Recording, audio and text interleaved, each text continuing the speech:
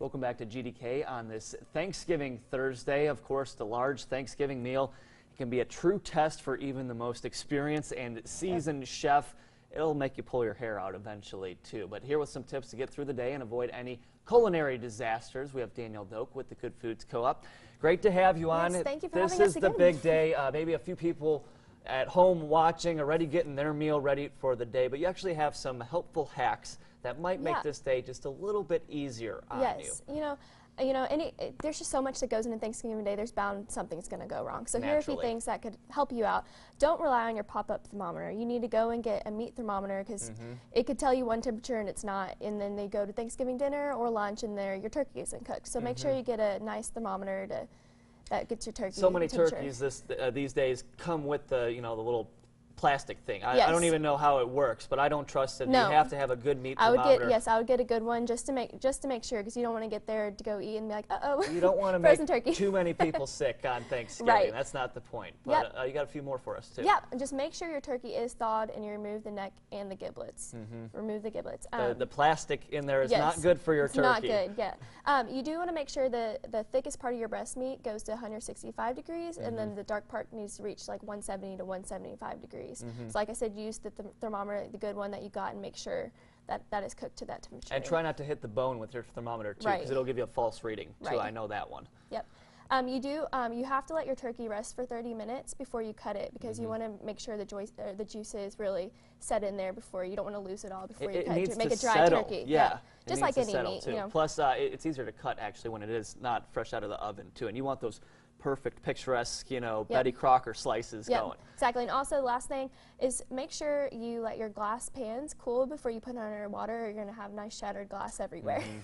So if you put it under cold water, if you put it in the fridge, just make sure it's cooled before you do that, or you're going to lose your nice. Don't rush the cleanup process. Don't do it. Enjoy your company first, and then worry about cleaning up once everything is cooled down. I hate to even say this scenario, but this is probably...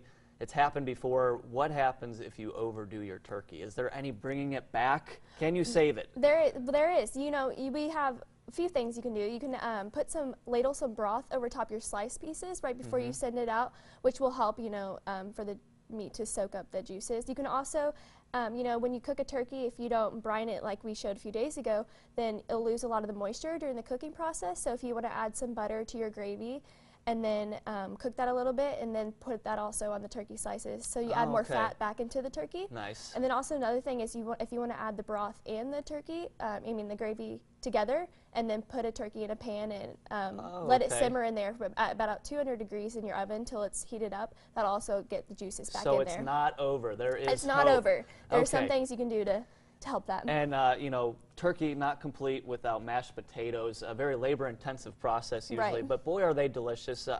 What's the easiest way to actually mash your potatoes? Well, don't use an electric mixer when you have mashed potatoes. It makes it to like a gluey kind of just not good consistency. It's easy, but it doesn't turn out well. No, it doesn't turn out well. So you can either use a masher if you're okay with lumps in your potatoes, which I'm fine with that. You can also use a potato ricer or a food mill, and that usually gets like the fluffiest results of your potatoes. Okay. So that's what we recommend. And then for the gravy, I was going to say on top of that, let's not forget about the gravy. Sometimes the gravy comes out lumpy, so a good thing, you can put that in a blender about halfway. You can fill it up halfway, blend that, and then it should be pretty smooth after that. And if it's if you want to thicken it up, you can just put it in a pan, bring it to a simmer, and it should thicken up for you. Very cool. Well, you guys are open today at the Good Foods Co-op. If people have to run out and grab something really quick, you even have some ready-made dishes. Yep, we have tons of food ready for you. If you need something, burns or whatever, we have it ready for you to just come pick up, and it's brand new. So. Well, we appreciate you being open today. Go say hey. They'll feed you too. Get warmed up for the big meal later on. If people want more info really quick, where can they go? Yep, go to our website. We'll have the Thanksgiving buffet menu on there. We'll also have the grab-and-go options that we have. If you need something burns, like I said, we'll have it ready for you to just grab and go. Thanks for stopping by, Danielle. Yes, thank Appreciate you. it. This thing is Happy incredible. Thanksgiving. Same to you. All right, we're back with more right after this.